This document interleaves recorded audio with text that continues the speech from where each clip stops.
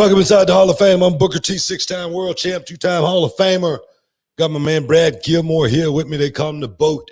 You see the lower thirds right there. You know exactly who he is. Coming off a huge weekend, man. The Tampa Bay Buccaneers down there in Tampa, right in the backyard, went out there and beat Kansas City, man. I mean, Patrick Mahomes, man, what a game, what a game. As well as some UFC went down this weekend. But before we even get there, man, before we get started, one of my favorite wrestlers coming up passed away. Hacksaw Butch Reid passed away, and man, he was a good dude, man. He's a good dude. I remember a little story about Hacksaw Butch Reid. I remember my brother and I watched Doom, of course, coming up, and we wanted to kind of like be like Doom. And then I remember being in the Global Wrestling Federation, we were doing a 6-man one night, and our partner that night was Hacksaw Butch Reid. And my brother and I were so excited, man, to be the match with Hacksaw Butch Reid. We were like, man, this is awesome. I learned so much from Butch Reid that night too, man. Very important lesson coming up here. I remember we had gotten the match. Boom, we started the match. I think I might have started bing. I think Hacksaw say, let me get in. You know what I mean? Oh, Hacksaw might have started, and I'm not sure, but I do know when Hacksaw got out of the ring, he said, I'm done for the night. In other words, where's my check? And if memory serves me right, you just said he came in for the hot tag, hit this guy, done. I mean, where's my check? I'm done for the night. It was one of those nights where, Hacksaw didn't do a whole lot in the ring that night at all, but it was one of the most memorable nights in global wrestling history as far as my career go. 2 years ago when I was there that night, man, in the ring with Hacksaw Butch Reid. I don't know if it was, I wouldn't necessarily say it was one of those moments where I felt like, man, we made it, but it definitely was a moment that I had never dreamt or thought about as a kid coming up ever one time in my life. And Butch Reid was such an icon, especially here Houston wrestling to me. And then to find myself, in the ring with Butch, and on the road with Ron Simmons, Ron Simmons, giving me knowledge, you know what I mean? So it's just amazing how that circle came around, and, it happened, for my brother and I, it's just crazy, but God's going to, take care of him. We definitely going to miss Hacksaw Butch Reid. He definitely, people don't know about Hacksaw Butch Reid, but he, as far as outside of wrestling, he was a cowboy. He was a real cowboy. As far as bronco busting horses, cattle and whatnot, steers. I remember one day I went to a Comic-Con, and he had his leg was in a full cast, and he said, I said, what happened to you, man? He goes, my horse fell on me. But that wasn't the part that got me. But the part that got me was, he goes, but she's a good horse. That's a real cowboy. That's awesome, right there, man. That's an awesome story. Follow you, you don't shoot him. There you go. That's what she's a good horse. You know what I mean? So definitely gonna miss Hacksaw Butch Reid. What did though Doom overall, but what did Butch Reid mean to guys like you, guys like, obviously he was tagging with Ron, but even Mark, a lot of the African-American talent, because I think Doom sometimes gets overlooked nowadays. People just really focus on Ron Simmons and him being the first, black world heavyweight champion. But since we are in Black History Month, what did Doom mean, and more specifically, Hacksaw Butch Reid? Yeah, that's what I was just going to say. Doom, honestly, is secondary to Hacksaw Butch Reid. Really, I mean, Hacksaw Butch Reid is so much bigger than Doom. It eclipses one. So when I watched Hacksaw Butch Reid back in the day coming up here in Houston wrestling, man, he was bad to the bone. He was the real deal. You knew Hacksaw Butch Reid was a top guy. And the only reason Hacksaw Butch Reid didn't become, perhaps WWF, world champion is because of, man, he rolled at the beat of his own drum. He didn't listen to nobody. You're not going to hear about, Hacksaw Butch Reid kissing up to anybody in this business just because he wasn't beholden to, the business or anyone. He was his own man. Doom was, before its time, as far as being a tag team that could have really drew a whole lot of money.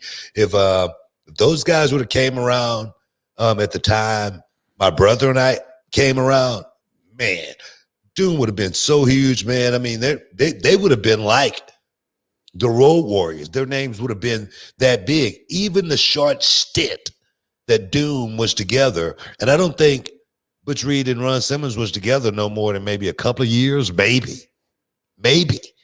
And people still talk about the Legend of Doom, not the Legion of Doom, the Legend of Doom.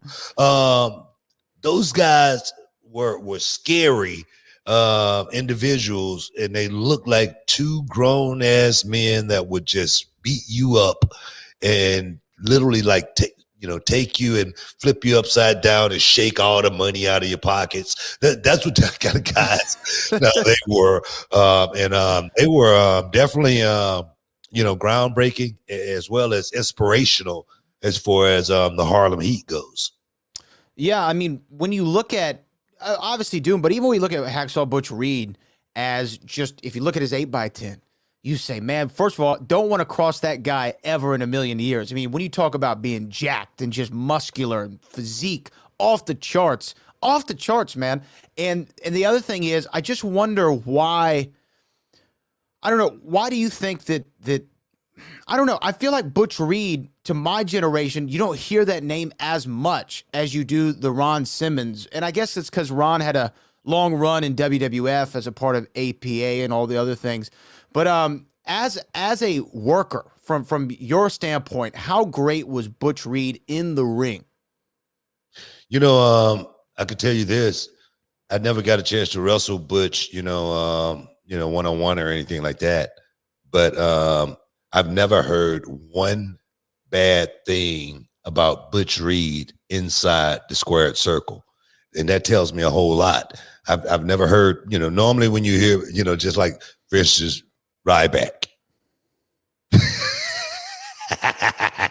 I'm just playing. Don't put that on the internet. Don't just play. No, but certain guys, when you hear their name, certain things go along with it. Butch Reid was not one of those guys, but Butch Reid was one of those guys also that, he wasn't to be played with. You know what I mean? He was kind of like me. I didn't like to be ribbed or anything like that. I didn't like, horseplay or anything like that. I was all about, coming to work, with my hard hat on, doing my work, getting my check at the end of the week and moving on. And I think, Butch Reid was that, cut from that same cloth as far as, man, I'm here to, get paid and do my job and get up out of here. The stint that he had in WWF back in the day, the natural Butch Reid, where he came out blood and whatnot. I just don't think, Butch Reid really ever embraced, being the natural Butch Reid. And the thing is also, I don't think they could have had two hacksaws in the same company. So that kind of like threw a monkey in the wrench. Yeah, WWE was really good in the 90s with some gimmicks in late 80s, early 90s. And some of them, it's like, the natural Butch Reid wasn't a bad gimmick by any means. I mean, it wasn't the Red Rooster. You know what I mean? Like, he could have really had a bad gimmick, but sometimes it just wasn't a personality match. It did, and I think that you're right to some extent. More people remember him for his run as Hacksaw Butch Reid, but rest in peace to a legend, a surefire first balloter, and a groundbreaker. He was definitely a groundbreaker, and his name needs to be mentioned more with the Ron Simmons and the Big Cat Ernie Ladds and the JYDs of the world. Definitely. All right, guys, stick around. We got a whole lot more for you, and we'll be back in a momento. Bad blood between these two.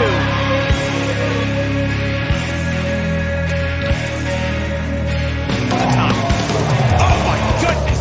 An elbow and a forearm right to the face, and another one, and that's a stunning elbow to the face. Oh, and look at this! She just raking Angela's face across the middle. Oh my goodness! That's hard to watch. Oh man, what is she thinking? Oh no! Top rope suplex, superplex from the champion. If enough damage hasn't been done already to Angela, that has got to be the exclamation point. She's looking for the 450. Oh! From the top rope, she's calling for shooting star press. Star press.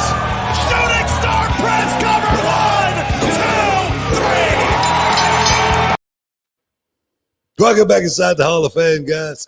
That's AQA right there. If you're checking that out, AQA just got signed by the WWE, and she's going to be, make a huge splash, man. She's gonna take over the whole women's division very, very soon. I just want to say how proud I am of AQA making a splash. Not just in this grand circle right there, but gonna be making a splash inside of NXT here real soon, man. 22 years old, came to me when she was, maybe 17 and a half. And now, guys, 4 years later, look at her getting ready to make a play for the big time. It's beautiful. I feel a certain way about it, but you can too. Get a chance to do that. All you got to do, guys, just go to Reality of Wrestling. Wait a minute. I ain't gonna promise that. I ain't gonna promise it. But it's a chance. It's a chance. You can too. Do the same thing that AQA has done.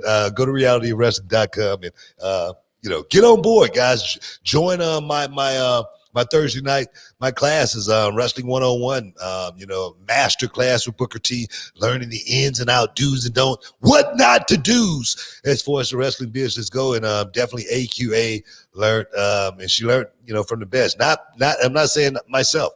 I'm talking about young ladies like Hyan, who hadn't got signed with WWE yet, and I'm looking forward to get signed. If WWE don't come on board, man, is somebody else out there might scoop up real quick like AEW. So I'm gonna tell you right now. So we're trying to produce the best talent on the Gulf Coast, and guys. We're a small company down here in Texas, but I just want everybody to know we work very, very hard for our artists. Real hard for our artists, Booker T.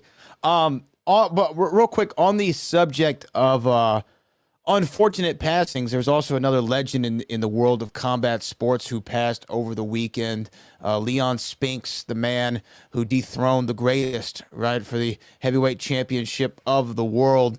I know that you're a pugilism fan. You've always been a longtime boxing fan. I'm assuming you're looking for something from Leon Spinks in your war room over there. Photo with Leon Spinks and I.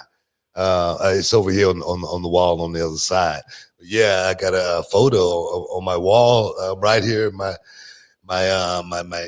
game room my office, my golf area.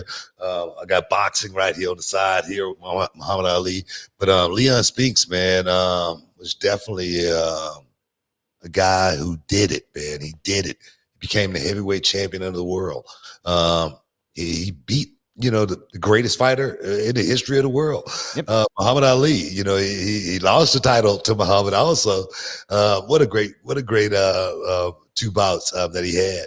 And what a great champion in Leon Spinks. There again, when the brother of, his brother, Spinks Jinx, it runs in the family. And definitely, he's in a better place, man. He's in a better place, and he's definitely going to be well missed. 68 years old, I think he was. He passed 68 years old. But he definitely was great boxer and, great dude, man. Yeah, Leon Spinks, obviously 67 years old, almost 68, would have been 68 in July. Obviously his name, if you're a boxing fan, you know who he is. He had 46 pro fights. Yeah. He was 26-17, won the gold at the 1976 Montreal Olympic Games. What's crazy is, normally, when you got two brothers, like Leon and Michael, one always kind of like get, kind of like get caught in the shadow. But both of those guys were literally, I think, equals in their own right. Yeah, no, I mean, and that says something to the legacy. It's hard, as you well know, to have a brother in the same field or sport as you, and you all be able to be looked at as equals. So I think that's a great accomplishment to the Spinks brother. And I say that because we were just talking to Frank Stallone, Yeah. a couple of weeks ago, and same thing, and remember I posed a question to him, what do you think if the roles were vice versa? But no, those two guys definitely the Spinks brothers parallel each other in so many ways, and my heart goes out to Michael Spinks right now. I'm sure he's feeling it really, really hard. But there again, man, we're in a crazy time right now. Normally with death, they go in threes. But as of late, man, it's been going in like 23s. Yeah, it seems like it's been everywhere. I'm like, what the heck's going on, man? It seems like everybody, every day, I hate to open my phone now because I'm scared, somebody's going to be in there. But it's just scary times that we're living in right now, seriously. But we got to keep moving forward, man. We got to keep moving forward, just like Tom Brady did just Sunday, man. What a game yesterday. Did you have any special like feast or anything that you did the wings? Went to Buffalo Wild Wings over there close to the house, and gotta say, don't know how those people did it. They should deserve extra time for as much business as they got yesterday. Time and a half for all of my workers out there. No, just did the wing thing. But I did splurge, and I went ahead and I bought like every sauce that they had. You know what I mean? I wanted to try like a little smorgasbord of sauce from the Caribbean jerk to the Asian zing to the Thai curry to the Nashville hot. I had a nice little array of flavor. Yeah.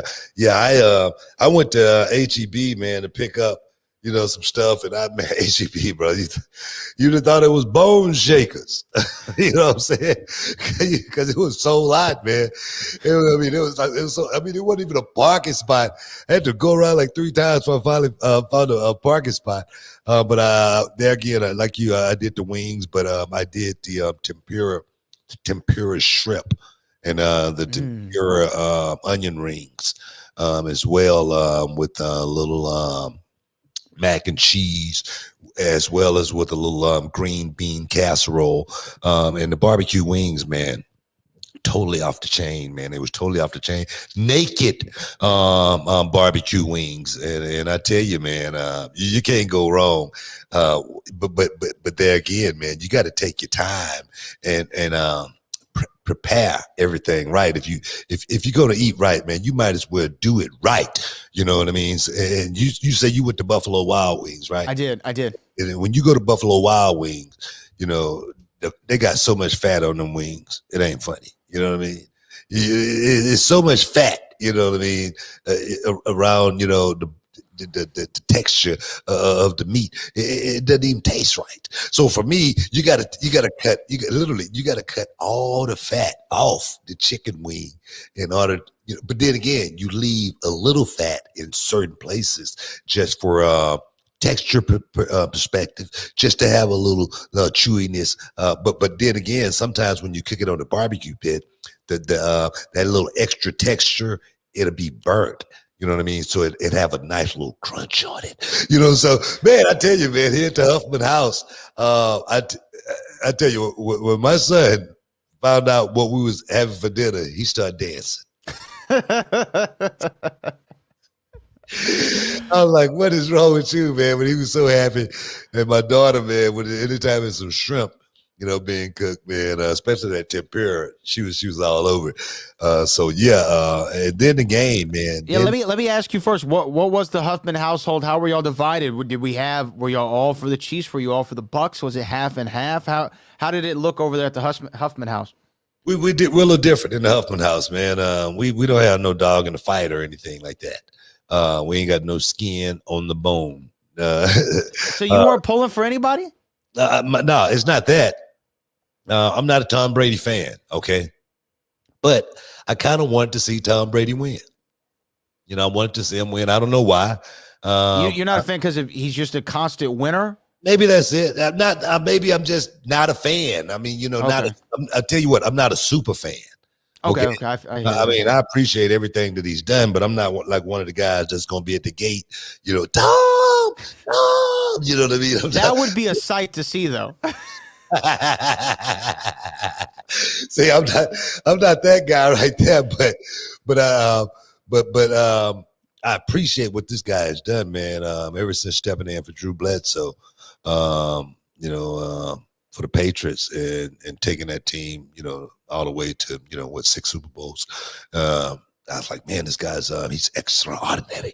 He's very, very good. He's exceptional in so many different ways. And the thing is, we don't hear a whole lot of press clippings about Tom Brady. So what's there not to like about him? You know what I mean? But it's just like I say, he ain't from Houston. You know what I mean? He ain't my guy or anything like that. But I remember my son yesterday. He was like, man, the team that they wanted, my son wanted Kansas City win because he's a Patrick Mahomes fan. But I told my son, I say, do you got any money on this? And he goes, no. I said, well, you should feel all right. I said, you should never feel bad about a game, lost or won unless you got money off of on it. You know what I mean? That's the only time you can actually feel a certain way if you got money on it. If you don't have money on it, you shouldn't actually feel a certain way unless it's your team, your city. You know what I mean? Like, here, the Texans, we can't win. So I'm always feeling a certain way about myself, when the game's over. So that's another story. But guys, we got to get back. We got to take a break. We got to talk about this Super Bowl because, man, it played out. It played out just the way somebody was talking about. We'll be back in a minute. Stick around.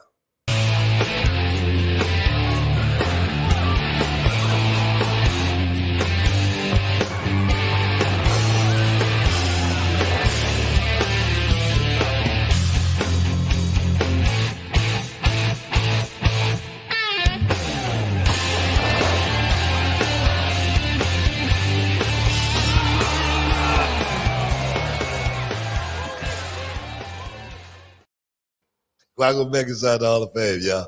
Hey, man, it's All Reality Wrestling Week, man. I mean, right now, some of the stars you just saw right there, if you checked it out, Ember Moon, was that The Miz? That was The Miz versus the Boogeyman. Scorpio, one of my old nemesis back in the day. I remember Too Cold and I wrestled in Denver, Colorado on Christmas Day. Oh, man. It was snowing and everything outside, man. I'll never forget that time, man. Back in the 90s, man. Back in the 90s. Back in the good old days. Well, I saw one of the questions earlier was asking about, the Undertaker and his soft comment. It was back before then. Back before it was soft. I just wanted to get that in there. But them Patriots, man. Not the Patriots. The Bucks. Them Bucks, man. I'm thinking about Tom Brady still playing for that team. But them Bucks, man. The game went exactly. I wish we had to quote what I said just last week, how this game was going to play out. And I said, if the Kansas City Chiefs, go out there and just say, for instance, do like they did against the Texans last year, where they got down by what, 20 I think it was 28-7 or something like that. Yeah, exactly. And I said, man, we need at least put at least another 21 on top of that right there just to feel safe.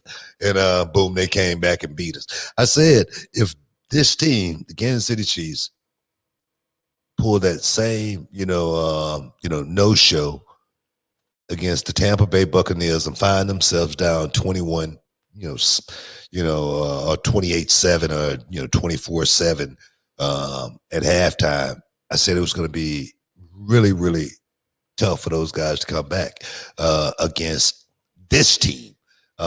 Just because of Tom Brady and the way Tom Brady knows how to go out and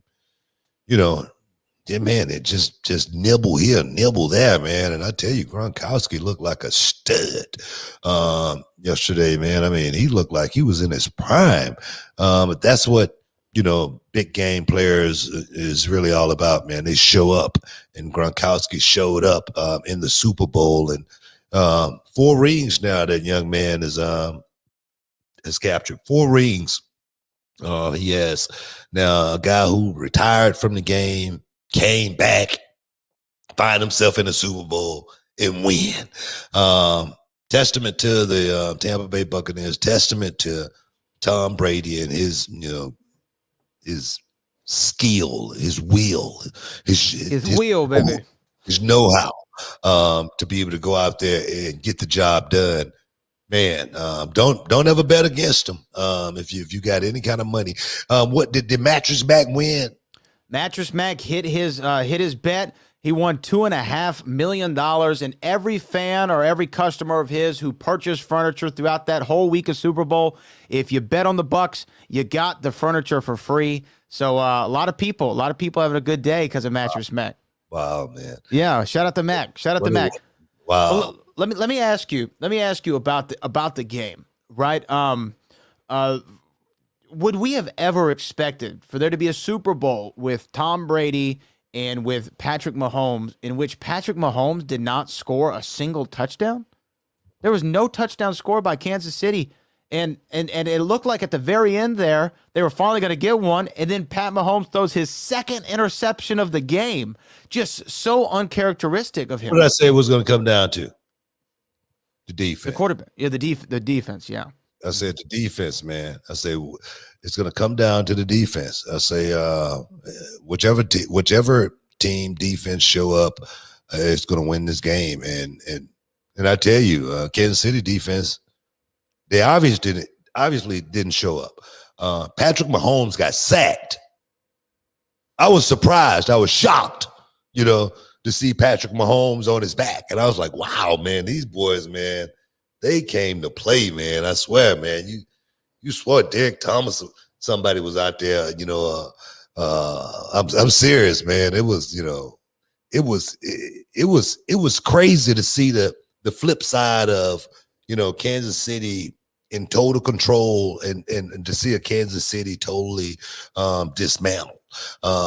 You can see the frustration in those guys coming out as well. You can see Patrick Mahomes' face, almost in turmoil, wondering, man, what am I going to do? How am I going to figure this out?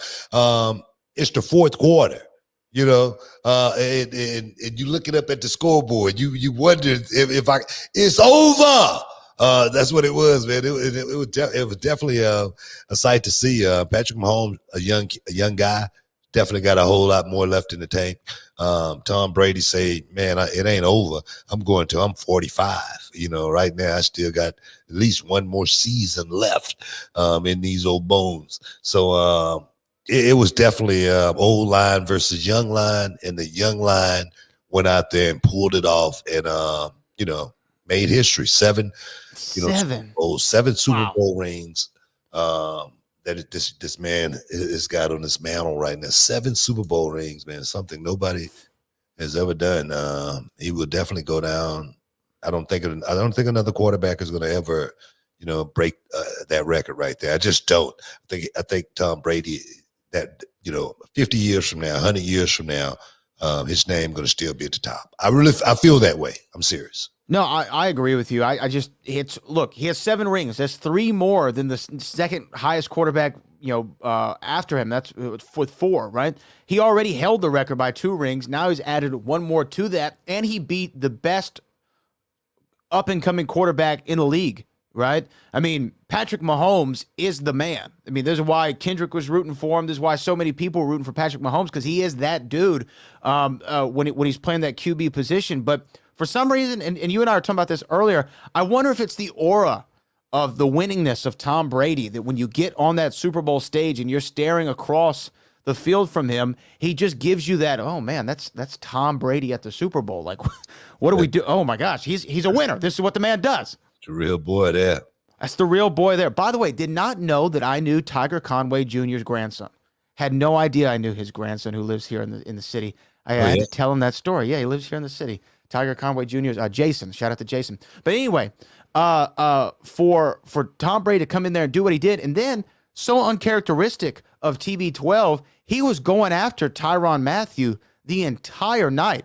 The honey badger, he was getting in his face. He was pointing his finger at him. He was talking smack to him, saying, "Hey, guess what? I'm Tom Brady. I'm Tom Brady." It just goes to show how good Tom Brady really is, and how honey badger, guys like that, they could talk, but you got to prove it in the big game against players like Tom Brady, and that right there, it's one of those things you got to back it up. It's as simple as that. It's as simple as that. Who you think was the biggest loser of the Super Bowl? The biggest loser of the Super Bowl, I think, was Travis Kelce. Even more so than the battle of the quarterbacks between Tom Brady and Patrick Mahomes. I think the other story here was, who is the greatest tight end in NFL history? Is it Travis Kelce who's making his name, or is it the returning Gronk? And I think Rob Gronkowski catching the first 2 touchdowns for the Tampa Bay Buccaneers solidified his spot in history as well. I think that this was a historic game for Gronk as much as it was Tom Brady. There's no doubt that Rob Gronkowski is up there with Shannon Sharpe as probably the 2 greatest tight ends of all time, and I think Rob Gronkowski is a step above even Shannon. I think the biggest loser of the Super Bowl was The Weeknd. I was just about to say that. Look, and The Weeknd makes some good music. That was not the performance. That was not it. That was rough. Like, come on, you spent $7 million in your own money to produce this crap? You could have did that at home. It was just totally lackluster, man. I was trying to find myself in, as far as what does $7 million go? You know what I mean? I thought the hologram of the Packers quarterback from back in the day, what's his name? What is his name? What are you talking about? What's the Packers quarterback from back in the day? Brett Favre? No, way back in the day. And I can't his name, wore a hat, jacket. The coach. For Lombardi? Lombardi. Oh, okay, yeah. Did you see the hologram of Lombardi? Right. How powerful was that? Yeah, that was cool. Man, the moment we got to in the halftime show, the moment we got to in the halftime show where The Weeknd goes back to the stage and then he's like in the gold room and he's like looking all around for the place, and it was so disorienting. But the only funny thing about it was his mustache sucked. His mustache did suck, but it was such a memeable moment because everyone was using that on Twitter, saying, "Hey, look, it's Patrick Mahomes looking for some offense." Looking all around. No, man, but I definitely didn't get it, man. I didn't like it. Before the Super Bowl, a lot of stuff was really, really good. The poem was really cool. It's just, I don't know, man. $7 million he should have saved that money. No, I'm serious. All right, what about donating? I'm like, maybe he got that kind of money to throw around, but to waste $7 million, it's crazy. I'm just trying to figure out, where did it go? Look, here's the thing. You know what my thing is too, man? I know we got to take a break. It's all right, we got a little time. My thing is this, man. When is Chris Brown or somebody going, host a Super Bowl that we can really, and I understand, people scared of Chris Brown. They don't want to, he might do something. He might pull a Janet Jackson, maybe not that bad, Because you remember Janet, what she did with you. I'm aware of the wardrobe malfunction. I don't know what Chris Brown would do in that vein. No, but that's what I'm saying. I don't think Breezy would do that, man. I think the brother got Spinks. And I think if he had an opportunity like that, he would definitely smash the moment. I'm serious, and I know Breezy ain't gonna never get a chance like that. But I'm just lobbying for him. All right, I'm just lobbying. Guys, stick around. Hall of Fame. We'll be back in a minute. This is Booker T World Gym Arena in Texas City, the home to the Reality of Wrestling Training Center. It's a 20,000 square foot facility with more than 50 full-time students and wrestlers from around the world. Inside the World Gym Arena sits a 9,000 square foot venue set up for weekly shows. From up top, 1-2 moonsault. where our students showcase their skills in front of a live audience. What he's done here is awesome. He's created opportunity, and he's creating great talent, as you guys well know. In the back, a full weight room. 6 up. Complete with state-of-the-art equipment and personal trainers. There you go. There you go. Two more. A full staff and office personnel. One more. Running the day-to-day operation. We have interview sets for TV production, promo classes, quarterly combines. We evaluate progression and team building. Referees, commentators, ring announcers, and live television production.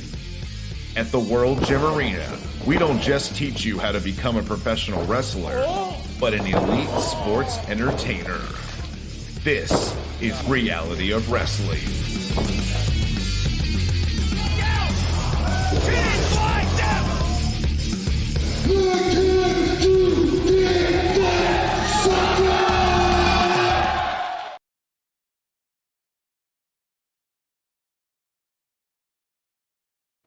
Shoop! Welcome back, guys. You're in the Hall of Fame right now. Yeah, man. There again, man. Another Super Bowl down. We got to wait till next year and get back. Man, what did you see the after party in Tampa, man? Did you see it? No, were people going crazy? Brother, it was like a super spreader event on steroids. I can't imagine there ever being a time like that too, because it's something that we've glossed over. I mean, the Super Bowl happened in Tampa Bay, so the crowd, everybody's houses, everyone's about to go nuts. I didn't even think about that. So wait, were they all in the streets or what? Bro, I mean, no mask. It was crazy, man. It was crazy. That's nuts. It was the craziest sight. I mean, it was a super spreader, literally on steroids. Everybody was so happy. Yeah, and and right now, we've gotten to the point to where so many people in the world, especially in Florida, in that state, man, it's wide open as it is, man. And those people think it's just something that we're gonna have to live with anyway, forever. But the thing is, I don't know. I don't think the world is ever going to be anywhere near the same if we don't get a handle on this thing, man. This vaccine is, definitely not rolling out quick enough. These variants, popping up. South Africa saying, man, the Moderna, they shutting it down. It's just crazy, man. And and I know everybody. Stare crazy right now. I want to get outside. I'm one of them, man. I can't. I've been outside work. I've been painting all day. You know what I mean? It's like I got a job, at home. Just to remain sane. Just to remain sane, man. You know what I mean? I'm like Mr. Fix-It around the house doing this and doing that, tinkering, whatnot. You know what I mean? Like I say, I've taken every piece of wood off my deck and replaced it. So I know, man, everybody is going nuts. I just came there again, man. I can't wait for it to get back to normal myself. I cannot wait, but I refuse to, put myself out there. My little girl, she had she was doing it like a recital, and Charmel was, really, like, baby, you sure is it okay? You sure is it okay? And I'm like, yeah, baby, it's cool. You know what I mean? All right, yeah, whatever. She took it to rehearsal, and they come back from rehearsal. Charmel's got a look on her face. I'm like, well, what's going on? I took her out of it. Like, wait a minute, you worried about me? Nobody had masks on. You know what I mean? I'm like, all right, that's cool, So I tell you, man, it's crazy. The world is, but hopefully we can get back to normal soon, man. I'm ready. I'm ready too. I'm ready for like a normal Super Bowl too. I'm ready to just go out to eat. Yeah, no, I hear you. Well, I see. I've done the restaurants. You haven't done any restaurant, right? Haven't done a restaurant in over a year, man. That's crazy. Yeah, I've definitely done the restaurant. And they make it as safe as humanly possible, and I feel pretty safe in a lot of those restaurants. But I just want to go to the one thing that the weekend's performance did remind me of is, there's been no concerts. There's only been these virtual things, but there's been no concerts where you would see fans out there, and then somebody like the Chris Brown concert, to go to your example, and then Drake comes out and it's like a big surprise, and everyone's going crazy, everyone's going nuts. We haven't been able to make any of those memories. And the other thing is this: I saw a clip from WrestleMania last year, 2020 WrestleMania 36. Yeah. And it was in the Times, and at the time I was like, oh man, this is awesome, we're still getting live wrestling. It's kind of depressing. I'm not going to lie to you. When you watch that WrestleMania that has no fans in it at all, it's a little depressing to see. It was really a big punch in the jaw reminder of where we were at that time and where we still are. I mean, it was nice to see people at the Super Bowl.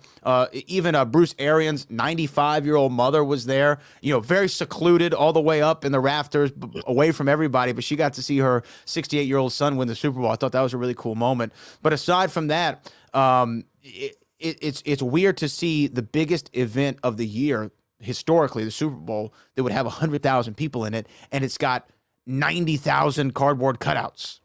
You know what I mean? And 15 to 20,000 people, or however many people were there. It's just an odd sight. And I'm hoping, though, for WrestleMania, which is going to be in the same stadium, they can figure something out to make it feel, because I got to say, the Super Bowl, don't you think it did a good job of making it feel like the big game? Yeah. I mean, it felt like, a regular Super Bowl. I mean, just having the fans there definitely gave it a different feeling. I mean, it definitely was, it felt like the energy was, and the thing is, as few fans that was there, they made up for the fans who wasn't there. Oh, yeah.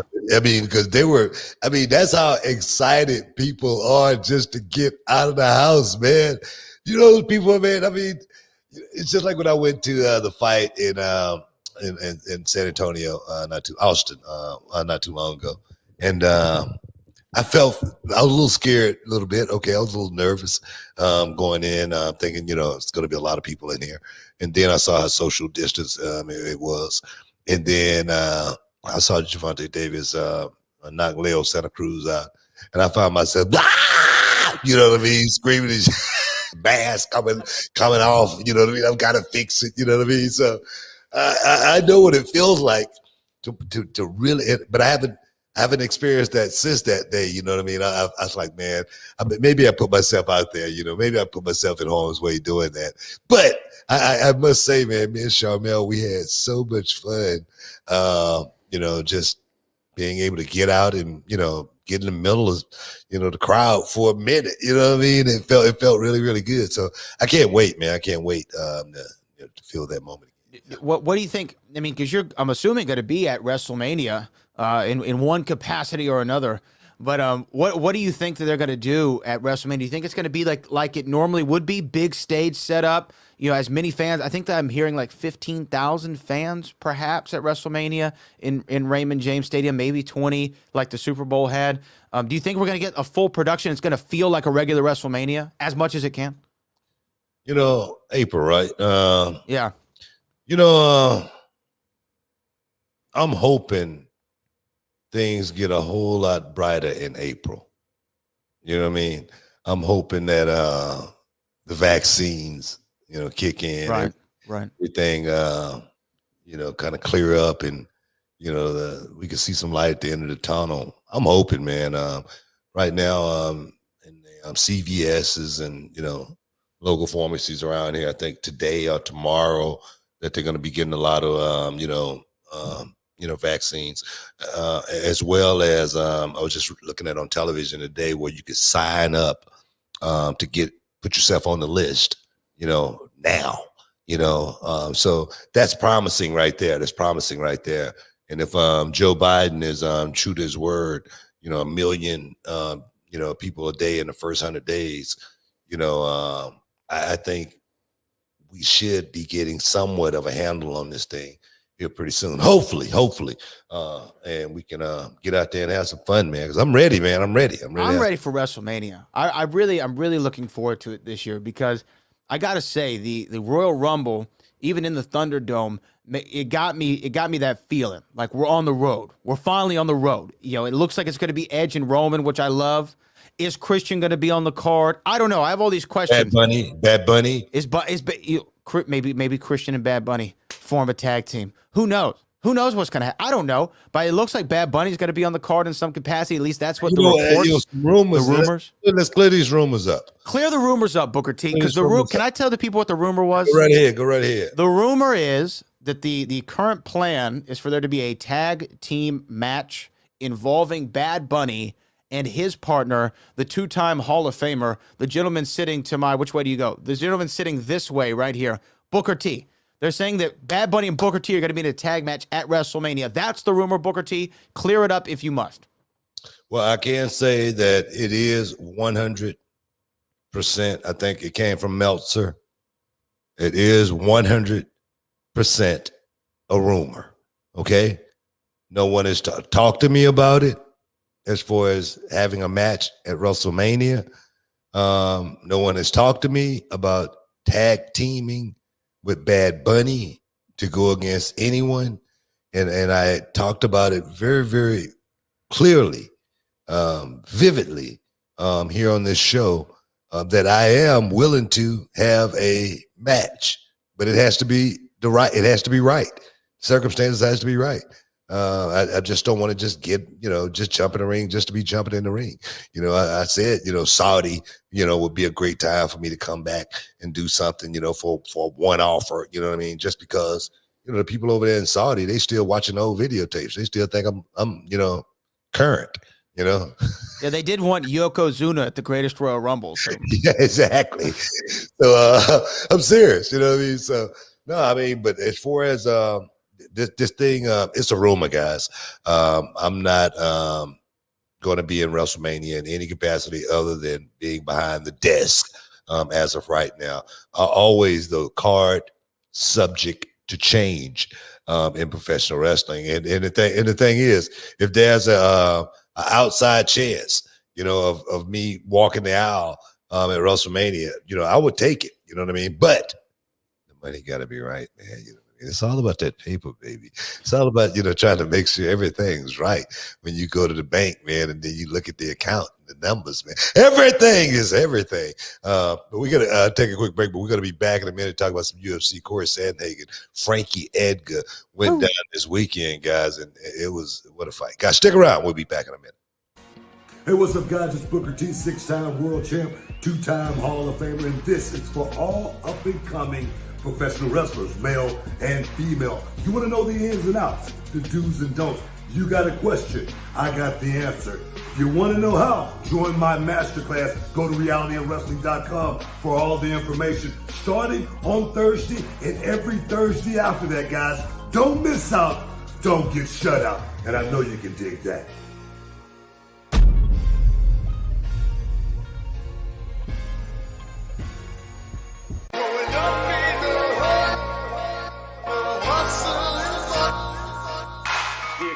The Academy.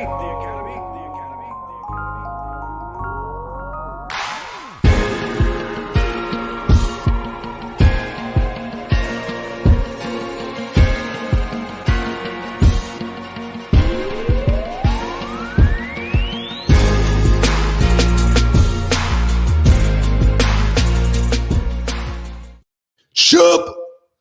Welcome back inside the Hall of Fame, guys. I got to talk about a little UFC. Went down this weekend, this past weekend, as well as UFC coming up this weekend. Usman versus Burns.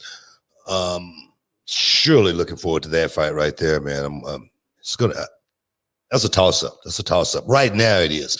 Going to talk about that in a second. But Sandhagen, Frankie Edgar, what a matchup. What a matchup. Alistair Overeem versus Volkov. What a matchup. I'm thinking, let's talk about Alistair and Volkov here first, just because the co-main event, watching the Demolition Man for so many years, he reminds me of Boys to Men because definitely he was a kid when I first started watching Alistair Overeem, and then now I watch him, at the very end of his career, watching him at the very beginning, and now this many years later, watching Alistair Overeem at the end of his career, perhaps in the UFC, going out and I would think, after his last few outings, Alistair has figured out a way to go out and win. Even even past that number, we always talk about that number 4-0. Alistair has still figured out a way to go out and win. Normally by getting in close, getting into the clinch, delivering that devastating knee, ground and pound. Of course, Alistair get on top of you is always normally a wrap, so we always felt like, Demolition Man, he's got a chance. But I tell you, against Volkov, it was, like watching Rock'em Sock'em Robots from back in the day. You get hit on the chin and boop, the head pop away. I mean, just bruised, battered, and torn was Alistair Overeem at the end of this fight right here. What do you think Alistair goes from here? Is this a wrap? Is Dana White, perhaps going to be having a conversation with Alistair? Yeah, it's interesting you bring that up. I actually have a statement right here from Alistair Overeem saying, this was posted to his Instagram after the fight. He said, "You're a true warrior, Alexander Volkov. Congrats on the win. Yesterday wasn't my night. I could not recover from that punch in the first round after I broke my nose. My highest priority right now is to heal up and spend some well-deserved time with the family. I'll be back in the gym soon, though. Thank you all for your support. I see the comments. You guys are the best." So it sounds like it's not over for old Alistair Overeem. We'll have to see. I think that, because what was his last fight before this? Was it the Walt Harris fight? Yeah. So he looked good in the Walt Harris fight. And I don't know if he looked good or Walt Harris really wasn't in the mindset to be fighting at that time. But nevertheless, he got a statement victory over against a contender in the heavyweight division. I don't think that Overeem is the Overeem. I think Volkov stopped Walt Harris as well. So Walt Harris was a guy that it looked like he was going to have a promising career. Like most of those guys. Big Ticket. He's got a great nickname. Yeah, the Big Ticket. The Big Ticket. That's a great nickname. That's where it stops. That's where it all stops. Yeah. If you can't go out and win, the ticket comes very small. It doesn't cost much to get the Big Ticket. It's not such a... It's not a sellout. It's a pretty cheap big ticket. You know what I mean? One of those type of You might be sitting behind a pole or something. But as far as Alistair's career moving forward, look, okay, just take the top two guys in the division right now. Francis Ngannou. Does he beat Francis Ngannou? No. We've seen that happen before. Remember what happened? He got Rock'em Sock'em Robot with that hook. Boom. I mean, it looked like his neck came off of his shoulders. And then with Stipe Miocic, you're not beating him. I think he's one of the greatest heavyweights of all time, even though he's on the back half of his career. Alistair Overeem's at the finish line of his. So I don't think that if you're thinking, oh, maybe I could stay in and get a championship shot, that's obviously not what it's about. I wonder what Alistair's career earnings are, because you would think at the amount of fights this man has had and the amount of statement victories that he's had and big fights. Remember, he had a Lesnar fight. He had a Brock Lesnar fight. You would think that he might be set up, right? Well, you got to understand, Alistair Overeem had the bulk of his fights outside of the UFC, believe that or not. So according, though, to essentiallysports.com, he's worth $15 million. Well, that normally means he's worth about $2. You know what? He could stretch that too. How old is that Alistair? He's got to be what, 40? Yeah, he's right around 40. 40? Yeah, I mean, you could stretch that too for a little while you figure out what you're going to do. Yeah, right? perhaps unless you got a wife, you know what I mean, that love to go get her hair done and nails. He is married. Well, that right there, that's half the money right there is gone. You know what I mean? So to break that down, brother could be broke. No, but the thing is, he's got a pretty wife. Now there again, Alistair, the bulk of his career was outside of the UFC, as well as Alistair Overeem was young when he was winning and when he was on top in those organizations. I don't know what those organizations were paying him, but Alistair seems like a guy who's, I don't know, pretty well set. I wouldn't say, you don't ever want to, leave any checks on the table or anything like that. But I'm hoping Alistair Overeem is somewhere, near worth that $15 million. So he will be able to walk away from the thing when he wants to. But that statement right there says a whole lot to me as far as Alistair Overeem going to take some time off and get back in the gym. Tells me a brother, is all in as far as, ride or die as far as this fight thing go on. And, I'm going to go into the wheels fall off, Diego Sanchez style, one of those type of deals. So I don't know, man. After this fight, the way Volkov beat Alistair Overeem down like a guy who was definitely not, I don't know what that first punch was like. I can't say what it felt like or anything, taking it or anything like that. But I think that's what they say in the fight game. You're going to get hit. Right. I mean, it's just part of it. You know what I mean? And for that one punch to debilitate him to the point to where he was nothing else for the rest of that fight, it tells me that, man, you might need to start thinking about something else. If that one punch in a fight made you feel that way. And I've noticed that with Alistair Overeem, either he's winning or he's losing. Or he's done. Big time. He's done. Yeah. That's only the way it is with Alistair. But more power to him. More power to him. Yeah, but I mean, and here's the thing. I'm a fan. I mean, obviously Alistair Overeem has gone through many phases. There's the phase that people called him Ubereem, when maybe the TRT was still allowed in the sport, when he was just jacked.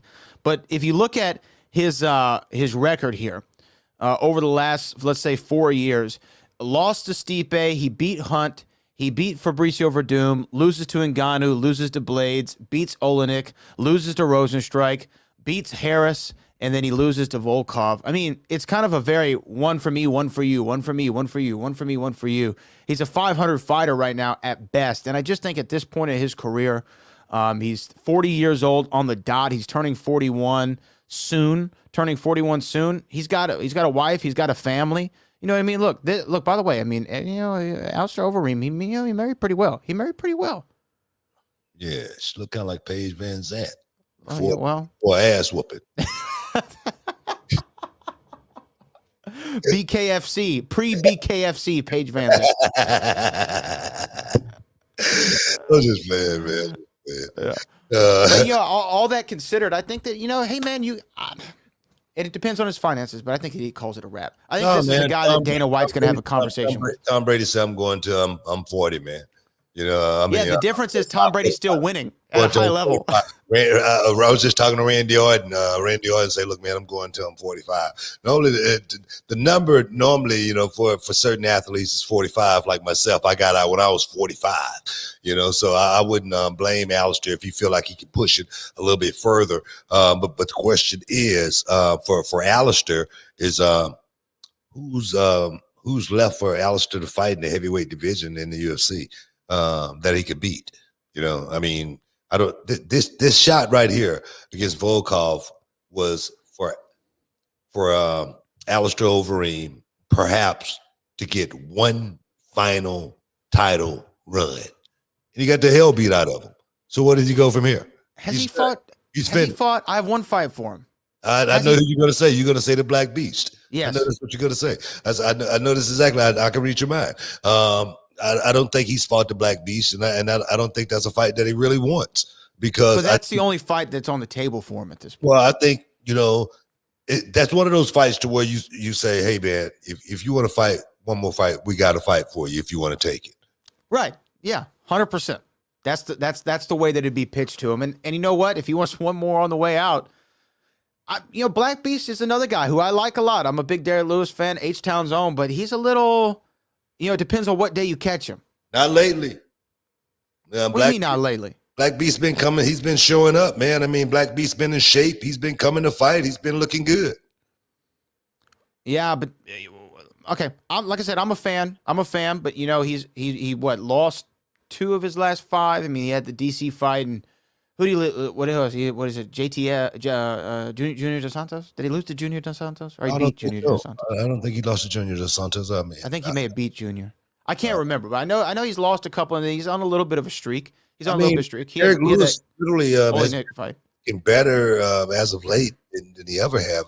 At one point, Derrick Lewis was a guy who, we just talked about, paying for his house. Now Derrick Lewis is in the hunt. He had a title fight. What was that? 2 years ago? Well, that fight was that was a bone thrown to him. Actually, it wasn't a bone for him. It was a bone for DC more than anything. Fight that he no way could have won. But we got to take a break, guys. Stick around. You're in the Hall of Fame. We'll be back in a minute.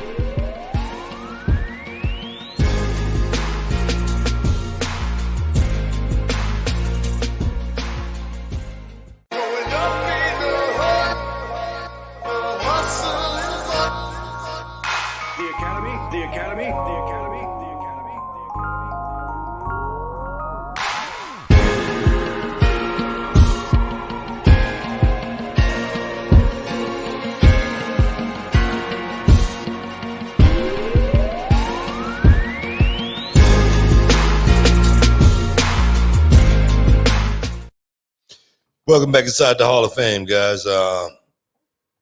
We doing it, man. Talking about UFC went down this weekend. The main event, Corey Sandhagen versus Frankie Edgar. I tell you, man, Frankie Edgar is a guy who has represented for quite some time inside the octagon. He's a guy who's had some great victories throughout his career. He's one of those guys that I put, that I give road warrior status. A guy that's put him against anybody, and he got a chance to win. But there again, they say it's not how many years you fight. It's not how many fights, but how long you fight. And right now, Frankie Edgar has been fighting for a very long time.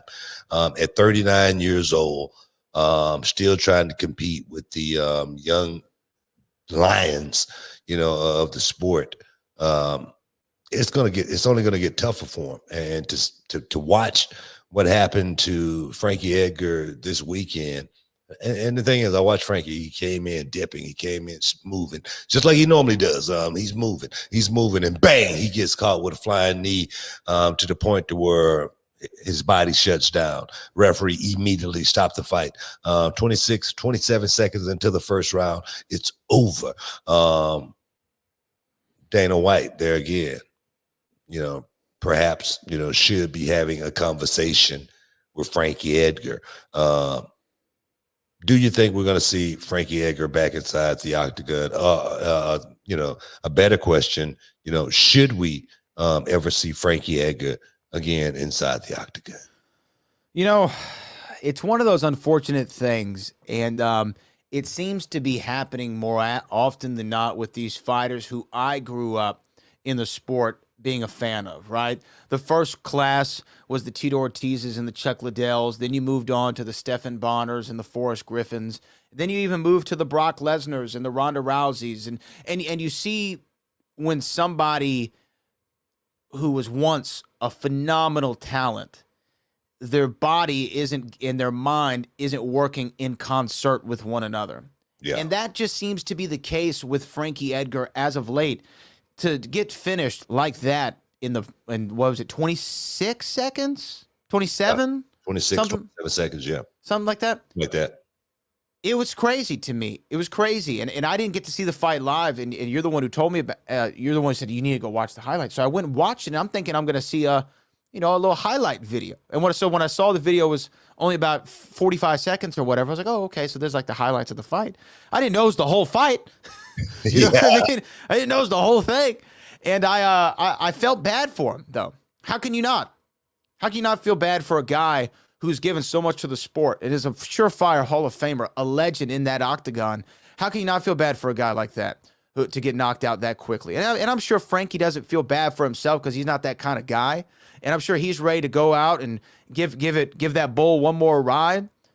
But I think that Cowboy, might need to leave the rodeo, right? I mean, look, you know who he is right now. He's Butch Reid with that cast on his leg at the Comic-Con, saying, "Yeah, but it was a good horse," right?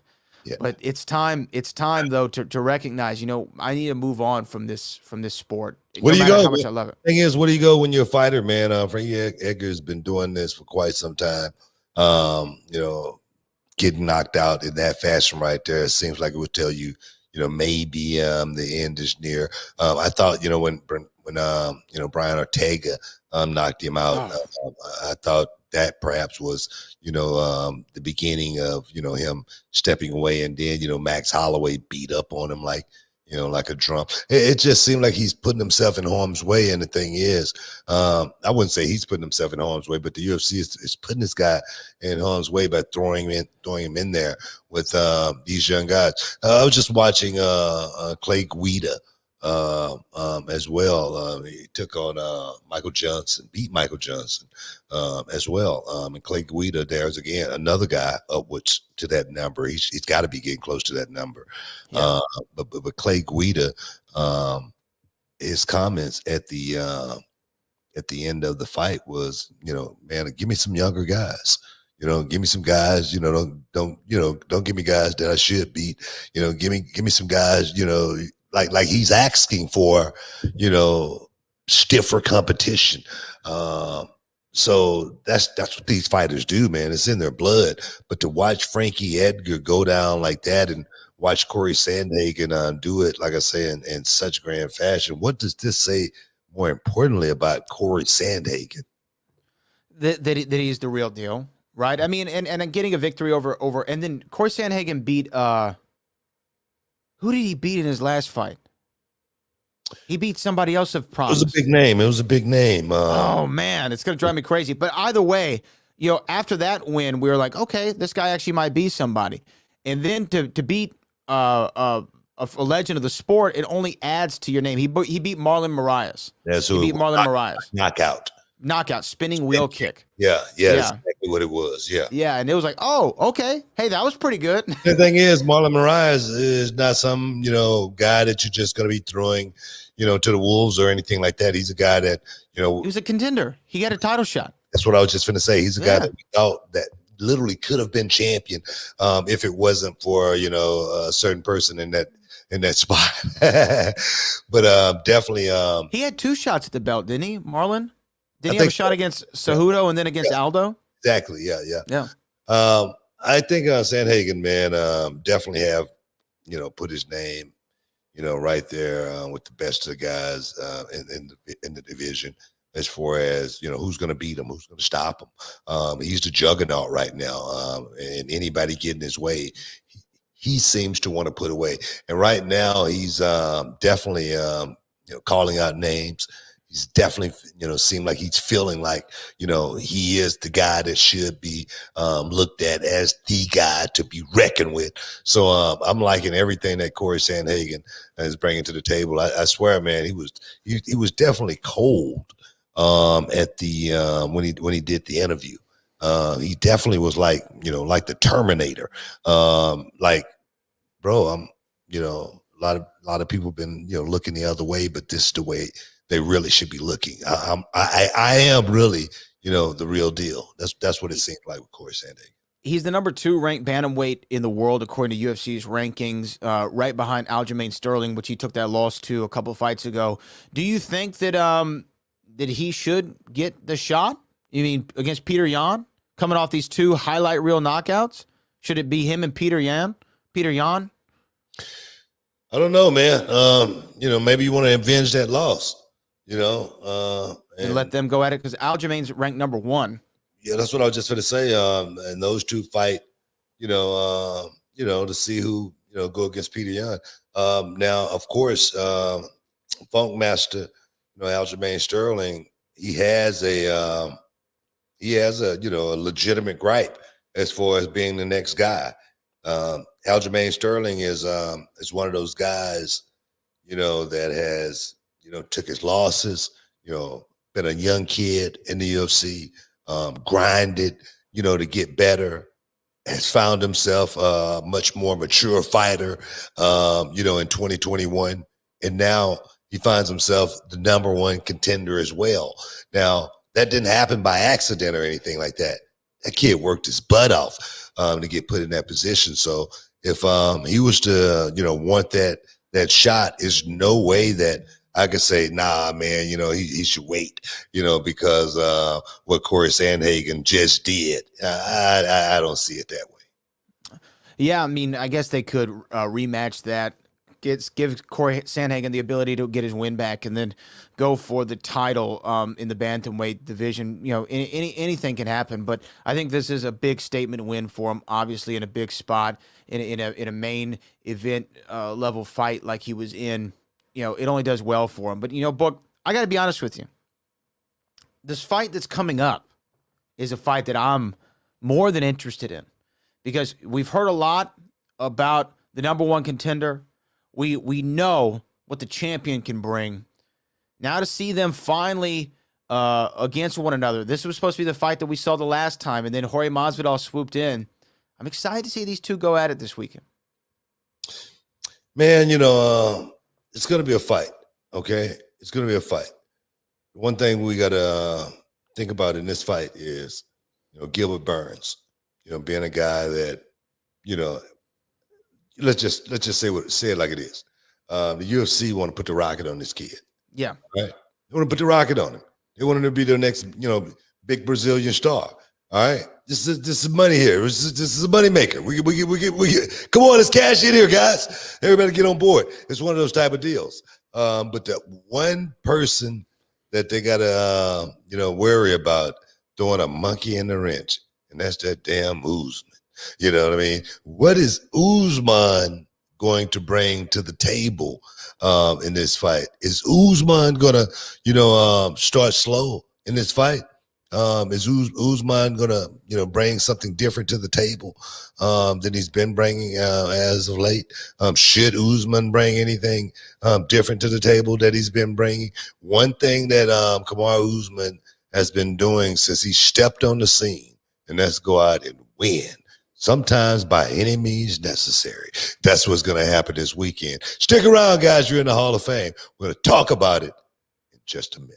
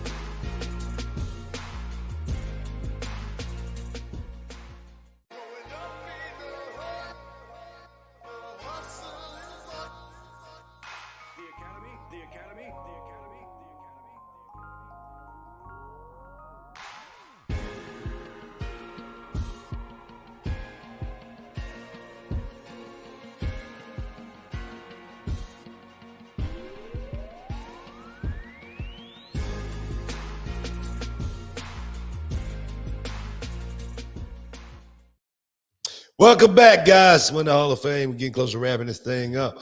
Talking about the UFC going down this weekend. Gilbert Burns versus Kamaru Usman in the main event. Title is on the line, man. And there again, Usman in a war. Think about UFC, man. You're the champ. You're gonna be going against, number one contender, number two. Look here. You will not be getting any jabronis. Okay? You will be not getting any job guys. The brothers have a hard time because over in Africa, you don't get a lot of buys when you're from Africa. You know what I mean? A lot of people living in the bush, no cable. but when you're in Brazil, you know what I mean? Everybody, singing songs, dancing. You know what I mean? They want to see the fight. It's a tradition over there, as well as, come on, man, the Gracies Gracie's, they pretty much put that thing on lock as far as, the Brazil, man. Brazil, this is our Super Bowl. This is what we do. We win Super Bowls inside the octagon. That's what that thing is all about. So to get Gilbert Burns in that Tom Brady position, man, is what Dana White is definitely going to try to do. Now, like I say, the one guy that they cannot bank on going along with the program is Usman. There again, Usman, no matter who you put him in there with, he's gone out there and got the job done. My thing is this: when Usman fought Tyron Woodley was probably at his best at that time. Okay, I think. Yeah, that was during the top of his run. That was his prime. Tyron Woodley, felt like he couldn't be beat at that time. No one wanted to get in the ring with Woodley and engage in a ground battle at that time. No one.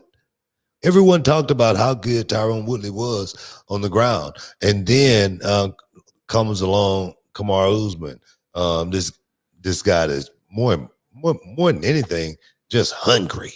You know what I mean? A guy that's looking for a hot meal. You know what I'm saying?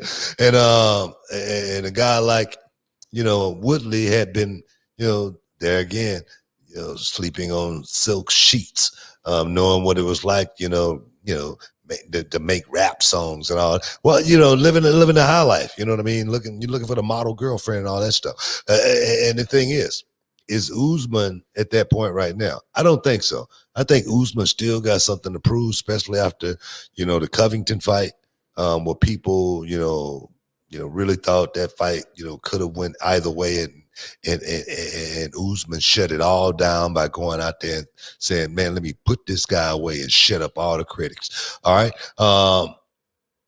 What do you think, man? Do you think Burns gonna upset the apple cart and beat Usman, or do you think Usman gonna go out there and do what he does?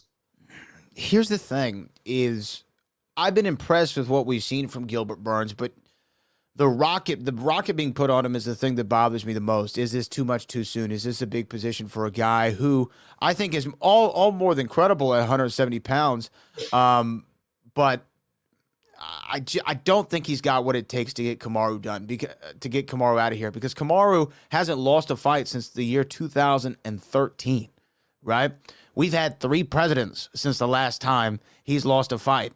Right? That's an incredible stat for Kamaru Usman. And then in this championship run, who'd he beat? He beat Tyron Woodley. He beat Colby Covington, who's the current #1 contender for the championship. And he beat the man who was the man of 2019, and that was Jorge Masvidal. He beat all of those guys. And I like Gilbert Burns. We saw what Gilbert Burns did to Tyron. I just don't think that it's enough to beat the Nigerian Nightmare.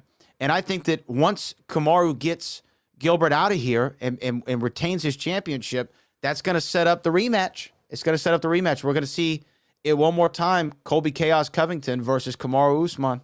That'd be the next match, and that's going to, I guarantee you, that might break the box office. That's going to set a record in the UFC for pay-per-views, because those two hate each other, and they had one of the best fights of all time the first time they locked horns.